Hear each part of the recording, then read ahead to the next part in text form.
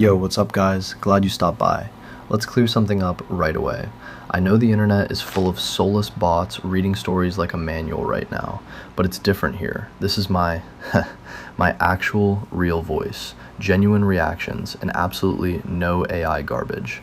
Today, we've got some seriously creepy stories from Reddit, so get comfortable. While I build this out, get ready, because these stories are going to make you double check your locks tonight. Let's get into it. I spent 6 months thinking I was going crazy from the rustling in my garden, but last night I finally saw him. Just a tiny white light of a camera lens hiding right in my bushes. And then he made this popping noise with his mouth, right behind my back. Now I know he's getting closer, and I'm literally locked in my bathroom. Listen to what this creep has been doing this whole time. So I have to give some context to start this off. I live in a complex, right? My unit is technically conjoined, so all our yards are side by side, and the garden beds in all of the backyards are roughly 2 feet taller than ground level. I'm a 22-year-old girl, and I live with 2 other people and my dog. I know there's a person that watches me from my garden at night, like when I'm outside, and inside. I can hear them sometimes, and I've literally seen them move before. It started around 6 months ago, and I think they are getting braver. The first instance I remember, I was taking my dog outside at night to do his business.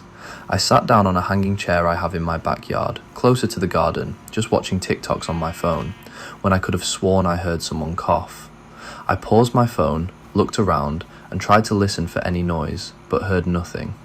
But then, right as I was just about to press play, I heard what sounded like someone stepping on something crunchy, like leaves or sticks, I'm not quite sure. It immediately gave me this sick feeling in the bottom of my stomach, so I quickly went back inside with my dog. Little instances like this have been going on rather consistently since then. However, a couple nights ago there was a new, weird thing that happened. I was getting the creeps as per my routine lately and went to go inside, but as I closed my back door, I saw this little white light peeking out of the bushes. This immediately struck me as weird because the streetlights behind my unit glow orange and we don't have any garden lights, so I couldn't figure it out. I saw that twice in a row and haven't seen it since. Maybe a camera? Recently I saw you for the first time since you started watching me. You moved when you thought I wasn't looking and accidentally moved partially into the soft lighting. I know you're watching me as I type this from the safety of my living room. I know because I just saw you again. And you're getting closer. So, to the person watching from my garden, please just go away and let's not meet. Ever. Update. I went out again tonight with my dog, and as I was sitting out there, I heard what sounded like someone making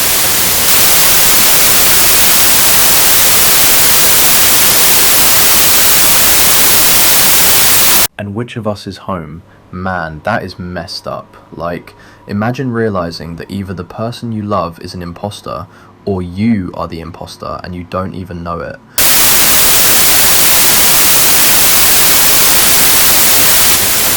Right? Yeah, apparently not.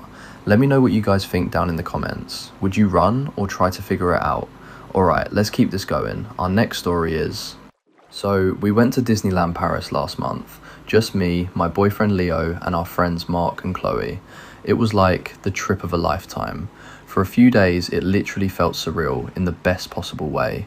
Endless giggling, ridiculous photos, way too much sugar, and that strange sensation that real life had just been temporarily switched off.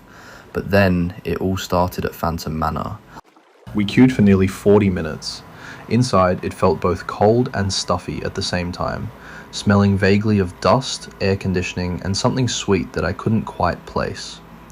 We were about to be directed into our doom buggy when Leo suddenly stopped dead, like completely dead in his tracks. He grabbed me tightly with both hands, his knuckles literally turning white. "I can't do this," he whispered. I laughed, thinking he was just joking around. "You're kidding, Phantom Manor scares you?" But he didn't laugh. He just kept his gaze fixed above us, as if he were trying to hear or perhaps recall something. "I have a really bad feeling," he murmured. "A really bad one." Mark chuckled. "Mate, it's practically a kiddie's ride." But Leo just shook his head. "I'll wait outside." I tried to talk him round, but it was literally no use. Eventually he just nodded and said, "I'll be just outside, promise." I watched him go, black hoodie on, hands jammed into his pockets, without even looking back. We went on without him. The ride was just a few minutes long, but from the beginning it felt wrong.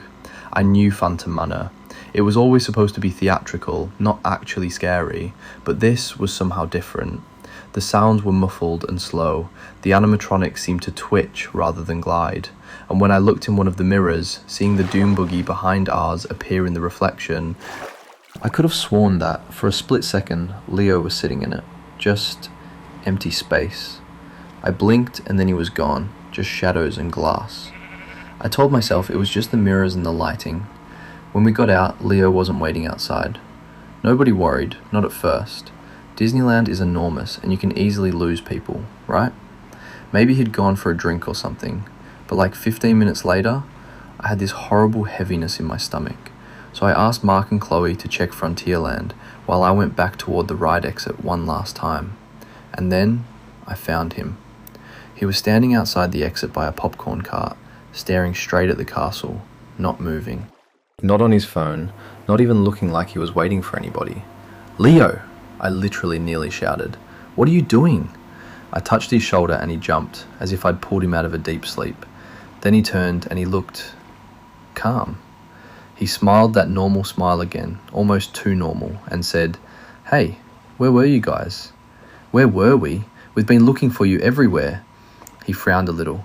"I've been right here, by the exit." He sounded so natural that for a moment I almost felt silly. When Mark and Chloe rejoined me, he said the exact same thing to them. "I've been right here." But that's not what frightened me. It was the fact that he sounded so perfectly rehearsed. As if he were repeating lines from a play he'd learned an hour ago. Still, the rest of the trip was fairly normal. Or so I thought at the time.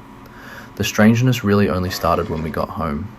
First it was small things. Leo had been drinking black coffee since he was 19, but the other morning I saw him spooing 3 teaspoons of sugar into his cup, and when he noticed me staring, he just shrugged. Guess I've developed a sweet tooth. Then he started forgetting things. Our things. On our first date, a pigeon had swooped down and snatched a whole hot dog out of his hand. We'd laughed so hard we'd both cried. The last time I brought it up, he just stared at me with this blank expression. Oh, right. He didn't recall anything. Not the ketchup stain on his shirt, not that I'd called the pigeon the bandit, literally nothing. Then, it got worse. He started humming melodies I'd never heard before. I'd find him staring at himself in mirrors for prolonged periods, almost as if checking that all his features were still in place. And his laugh. God, it still sounded like Leo, but it was delayed, like an echo. It was like he'd memorized how to laugh, but not the timing. I tried convincing myself I was just overreacting, until last night. We were on the sofa watching a movie when I made a joke about the cheese drawer. It was our own private little phrase for the emergency chocolate stash in the back of the cupboard. Leo looked at me blankly. "What cheese drawer?" My body literally went cold. "You know, the cheese drawer." "I don't know what you're talking about." He really didn't know. There was absolutely no faking it. I fled to the bathroom and called Chloe. My hands were shaking so badly I nearly dropped the phone. "Chloe, there's something wrong with Leo." "What happened?" "He's been so different since Disneyland. He's been forgetting things, acting completely unlike himself. I feel like he never came back." There was a long silence on the line, way too long. "Chloe?" When she finally spoke, her voice was barely a whisper. "Sarah, Leo rang me last week." I froze. "What?" "He said he was worried about you." My chest tightened. "Worried about me?" "He said that since Phantom Manor, you've been different, forgetful, and he's seen you staring at him, like you were trying to imitate him." I couldn't breathe. "That's crazy." And then Chloe said the words that made my stomach lurch. "Sarah, all of us remember it the same way." My throat seized up. "What do you mean?" "You were the one who was worried and saying you had a bad feeling." Cold flooded my body. "No." "You stayed outside," Chloe whispered. "Mark and I went on the ride with Leo." "That's not possible. We spent nearly an hour looking for you afterwards." My mind went completely blank, because that wasn't the most terrifying thing. The most terrifying thing was that Chloe had always agreed with me. Every time we'd talked about the trip before, she remembered Leo staying outside. Now, suddenly, she didn't. Then we found you stood by the popcorn stand, Chloe said, her voice very quiet, just repeating that you'd been there the whole time. The phone literally nearly slipped out of my hand. I'm sitting in the living room right now, trying not to panic. I can hear him in the kitchen, still humming the same new tune, cabinets opening and closing with excruciating slowness. Just a minute ago, he called my name, but for a split second, his voice sounded doubled. Like two people talking at once. He thinks I'm in the shower, and I literally can't stop thinking about one thing. If Leo remembers that I stayed outside, and I remember that about him, then who actually went on the ride, and which of us is home? Man, that is messed up. Like, imagine realizing that either the person you love is an imposter, or you are the imposter and you don't even know it. I genuinely wouldn't know what to do in that situation. Disneyland is supposed to be the happiest place on earth, right? Yeah, apparently not. Let me know what you guys think down in the comments. Would you run or try to figure it out? Alright, let's keep this going. Our next story is... Man, that last one was seriously unsettling. Number 3 spot, because honestly, it is by far the most terrifying. Listen to this. Every morning, my family watches me die at the breakfast table. Literally. Today, my brother stabbed me in the chest. Yesterday, my sister slit my throat. And my dad just sits there taking notes. I thought I was stuck in a time loop, until I went down to the basement and found a literal mountain of my own dead bodies. Listen closely, because what's happening in this house is completely insane. We were having breakfast together, like every morning. We sat in the massive dining room, quietly eating scrambled eggs, bacon, salad, or buttered toast. Dad sat across from me, Mum and my brother to my right. My sister sat on my left. I wasn't eating. I literally hadn't felt hungry since yesterday. My thoughts were racing, and I simply didn't have the space in my head for anything else. The very first thought that set the rusted gears in my brain turning was this: why doesn't any of us work? Neither Mum nor Dad ever leaves the house for long, right? My brother goes out sometimes, and occasionally my sister goes with him, but never for very long. Then another thought sent me further down the slope. Why don't my siblings and I look alike? My brother was a huge man. His short, black, curly hair and sharp nose made it seem like he might have come from somewhere in Latin America. His eyes were always watching everything, as if he were waiting for something to attack, or for an enemy to appear. My sister was short but muscular. She always wore her thin blonde hair in a ponytail, and her eyes were those of a predator. I could see the way she observed everything, her gaze almost flickering, like she was a hair's breadth away from slitting someone's throat. Mum and Dad, on the other hand, were completely different.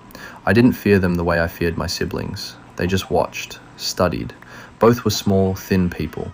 Mum wore glasses and kept adjusting them, pretending she wasn't staring at me. Dad's greying hair was always perfectly combed, and he was always asking questions. Only me. How I was feeling, what I had done, why I made certain choices, as if he were constantly filling out some kind of questionnaire about me. And then, there was me. I stared at my reflection in the picture, sitting in the middle of the table. A hollow-faced, bald figure stared back. I looked more like a shadow than a real person. With a distant gaze, I studied the people sitting around me, my so-called family. Then the realization hit me like a lightning strike. I don't know these people. Worse. This isn't my family. I tightened my grip on the fork. It literally felt like the world had flipped upside down, my mind unable to process the flood of thoughts crashing into it. A wave of nausea hit me at the same time as a strange, gnawing hunger. My throat went dry instantly and my vision blurred. "Are you okay, son?" my father asked, breaking the silence. He studied me carefully and I forced myself back into reality. His eyes examined me. His face was old, but his gaze was sharp. Sharp like a young fox's. I didn't answer.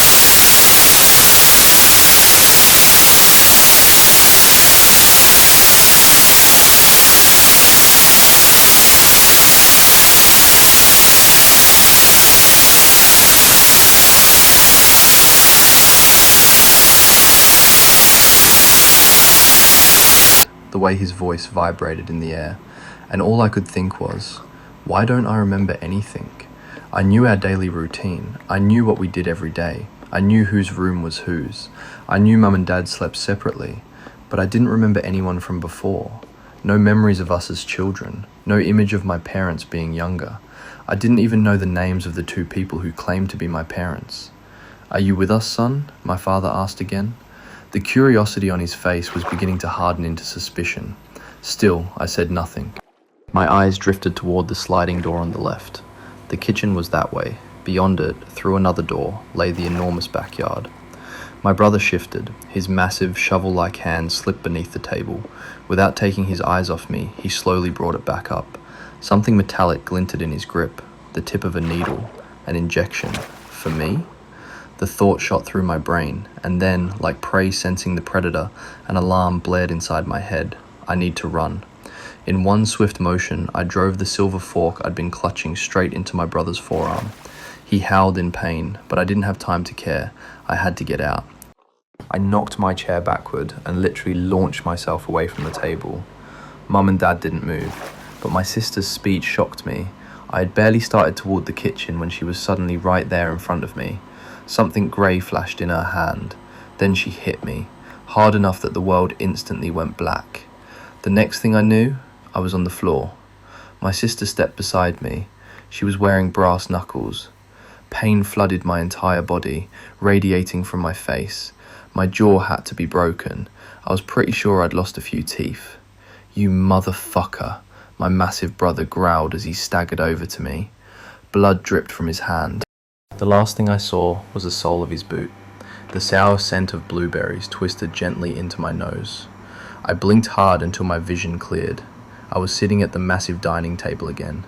Breakfast was spread out before us like some kind of endless feast.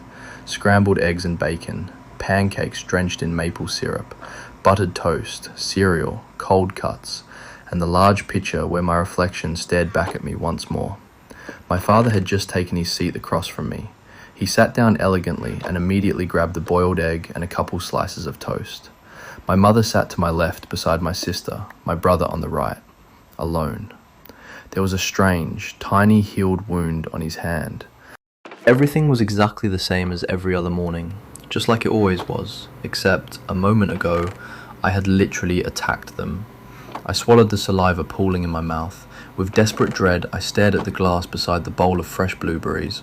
Next to the beautiful orange juice rested a large yellow capsule. Should I take it? Have I been taking it? I looked up at my father. He wasn't eating. He was watching me, studying every tiny movement, analyzing what I would do, what I would reach for. What the hell is this? I wanted to panic, to stand up and sweep everything off the table, but I didn't dare. What happened to me earlier? "Are you all right, son?" my father asked, his tone clinical, like a family doctor observing a patient. I didn't answer immediately. I had literally no idea what to say. I only knew one thing. I had to get out of here. I needed to escape somewhere they couldn't watch me, somewhere I could gather my thoughts and figure out what was wrong. Because something was very, very wrong. And somehow it felt like everyone else already knew exactly what it was. "I need to use the bathroom," I said quietly. "Go ahead, son," my father replied simply. Not a single muscle moved on his face. I stood up from the table, my heart pounding so hard I thought it might burst. They were all watching me again, like analysts. My head felt ready to explode from the tension. I just needed to get out. The moment I stepped through the door leading into the foyer, I heard a chair scrape behind me. Through the half-closed door, I glanced back into the dining room. My brother was standing, and he was coming straight after me. I quickly shut the door and hurried past the wooden staircase. By the time I reached the bathroom at the end of the hallway, I was practically running. I heard the door open behind me, my brother's heavy footsteps closing in. I dove into the bathroom and locked it. I thought I might piss myself. Fear and confusion churned inside me. Who are these people? What are they doing to me? Why are we pretending to be a family? "Hey, little brother, you didn't take your medication," my brother pounded on the door. I said nothing. No sound came out of my mouth, just panic. "Hello?" He slammed the door again.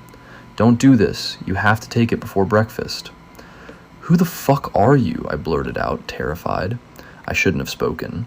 The man outside kicked the door so hard it exploded inward, sending me crashing to the floor beneath it. My brother stormed into the bathroom like a bear. "No!" I screamed, crawling out from under the shattered door. "Leave me alone! Help!" "Who exactly are you yelling for?" he asked coldly. As I writhed on the floor, he grabbed me. His massive hands clamped around my throat with crushing force, squeezing until my airway shut. I felt the air stop flowing into my lungs. My throat collapsed under his grip. And then the world went dark.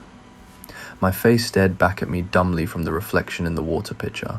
I was sitting at the large dining table again. Breakfast had been served once more. Almost everything looked exactly the same. Almost. "Are you all right, son?" my father asked again. "Huh? What? Sorry?" I said, startled. My mind was pure chaos. I had started over twice, the same way, and yet they acted as if they didn't remember, or maybe they were pretending not to. "I asked if you're all right," my father repeated. "Yes," I replied. Why did I say that? Why am I even answering this man? I swallowed hard and glanced at the glass beside my hand. Cold orange juice. Next to it sat the large yellow capsule. "Don't forget your medication," my mother said gently. I snatched the yellow pill, shoved it into my mouth, and swallowed it whole. My father murmured, clearly changing whatever he had planned to say. "Interesting." The moment he spoke, a strange sensation seized me, a sudden sickness rising from somewhere deep inside. My vision blurred, my reflection in the pitcher smeared into nothing. The others calmly leaned back in their chairs, still observing me. "Help," I whimpered, my voice breaking. No one moved. They just watched. Then my forehead slammed into the dining table with a massive crack. "This won't work," I heard my mother say. Sliding from my chair like a lifeless sack of flour, I collapsed beneath the table. "Help," I breathed out with my final exhale. I let out a deep sigh. The table again. My reflection stared back at me from the pitcher. But this time, the woman sitting next to my father was someone else. The one I stabbed in a previous life wasn't my mother, but this woman wasn't her either. Had they replaced her? But what surprised me even more was the face in the picture.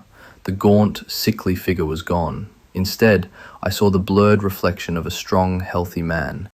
"Is that me?" "Yes, that's me." "Are you all right, son?" my father asked bluntly. "Yes," I answered calmly. "Can I go into the kitchen and make some tea?" I asked, driven by some strange instinct. "Of course," he said, studying me more intently. I simply stood up politely, wiped my mouth, and slowly, calmly walked towards the kitchen. The moment I stepped inside, I knew someone was following me. My brother was already rising from the table. The door leading outside was locked, but something in my mind warned me, not that way. Don't run. The kitchen was empty and cold. Slowly, quietly, I pulled open a drawer. As if I already knew what I would find, I took out the metal meat tenderizer. Then I positioned myself behind the kitchen door. My brother stepped in at that exact moment. As the door shut behind him, I swung, hard, straight for his head. The large man dropped to his knees instantly. I struck again, and again. He collapsed onto the floor. I had to go. I glanced at the door to the backyard. "Not that way," something screamed inside me. I scanned the room quickly. The small dumbwaiter looked like my best option. "You guys okay?" I heard my sister's voice approaching. I pulled open the dumbwaiter doors and climbed inside, lowering myself down with the rope into the darkness below. "Fuck!" my sister shouted from the kitchen. "Alarm! The subject escaped!" But I was already in the basement. It was dim. At the far end of the room, a small square garbage chute gleamed from the wall. I moved toward it. When I pulled the metal hatch open, a nauseating stench hit me. "Look at the floor," the thought flashed again. It was hard to see, but there was a grated drain there. I crouched beside it and heard water trickling below. Heavy footsteps thundered somewhere above. They were looking for me. In the gloom, I felt along the edges of the grate and found screws. The knife I grabbed fit perfectly. A coincidence? How did I know this? I loosened the screws quickly. I dropped into the sewer immediately. I crawled through the filthy water until I felt the tunnel begin to slope downward. Then I started sliding. Then suddenly, the tunnel disappeared beneath me. I fell. I landed with a heavy thud on something soft. Dazed, I sat up and groped around in the darkness. I could feel the piles around me. They stank of rot. Flies buzzed in thick swarms. The mass beneath me was warm. There was fabric, clothing. Then my hand closed around a human arm. I jerked away in horror. Suddenly, a harsh light burst on with a metallic screech. A hatch opened in the ceiling. "See anything?" An unfamiliar voice called down. "Not a damn thing," another muttered, sweeping the area with a flashlight. I threw myself flat into the pile, but I didn't move, not even when I realized the dead face lying beside me was the same face I knew from the picture. All the bodies looked exactly like me. "Forget it," one of them said. "He couldn't have gotten in there anyway." Then the hatch slammed shut. As revolting as the stench was, I took a deep breath. I crawled toward the flashlight they dropped, its beam throwing monstrous shadows across the walls. The chamber was filled with corpses. Every single one of them looked like me. The room was full of my bodies. It was always me. Every single time. Whether from shock or the force of realization, I don't know how, but I found another drainage pipe. I couldn't stop now. I had to get out. Then I saw it. Light. I pushed forward desperately, dragging myself through the freezing filth, and then I burst out. Again. I staggered out of the water and stopped to stare at the landscape. My bare feet were nearly frozen, but the silence of that moment was worth everything. Sunlight shimmered softly across the snow. Far off between the trees, I saw a car moving slowly. I didn't know where I was, or when, but one thing I knew for certain: I was the first one to ever make it this far.